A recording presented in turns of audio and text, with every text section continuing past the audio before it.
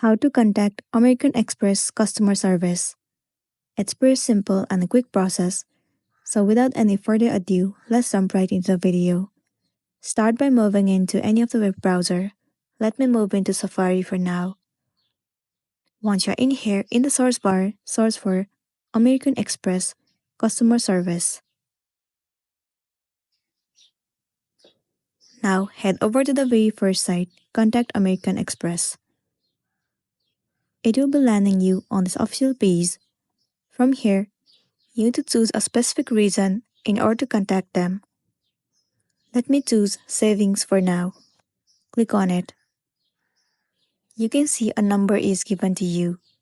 All you want to do is, you have to make a call in order to contact American Express customer support.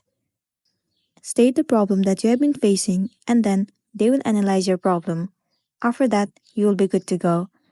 Or you can also mail on americanexpress@gmail.com and then send the email stating all the issues that you have been facing. That way, you'll be good to go. So that's the wrap for this video. If it was helpful, give it a like and check out our next tutorial. Thank you.